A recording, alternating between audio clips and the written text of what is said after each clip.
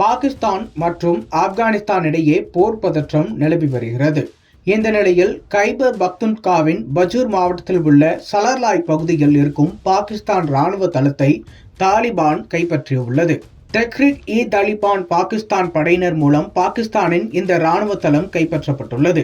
December 30, 2024 அன்று காலை பாகிஸ்தானின் ராணுவ தளத்தை கைப்பற்றியதாக டிடிபி கூறியுள்ளது.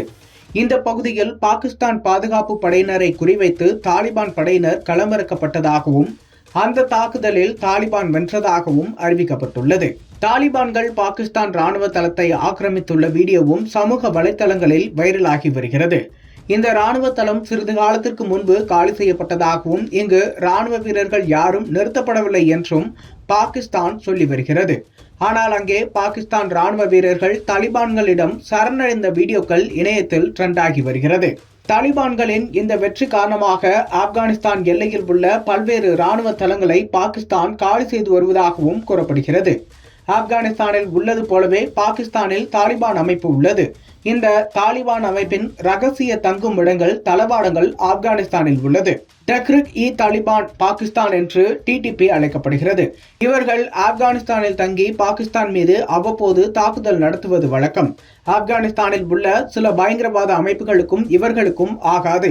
பாகிஸ்தான் ராணுவத்திற்கும் இவர்களுக்கும் கூட மோதல் நடந்து வருகிறது. டிடிபி அமைப்பு தாக்குதல் நடத்துவதாக அவ்வப்போது புகார்கள் வைக்கப்பட்டு வருகின்றன. இப்படிப்பட்ட நிலையில்தான் இந்த அமைப்பு மீது பாகிஸ்தான் தாக்குதல் நடத்தியுள்ளது. இந்த டிடிபி அமைப்பு 2007 உருவாக்கப்பட்டது. பல்வேறு கடுமையான சன்னி இஸ்லாமிய குழுக்களின் அமைப்பாக இது உருவாக்கப்பட்டு வந்தது.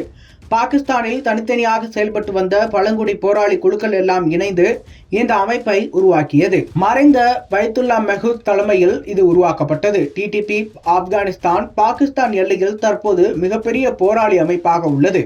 டிடிபியில் 30,000 முதல் 35,000 உறுப்பினர்கள் வரை இருக்கின்றனர்.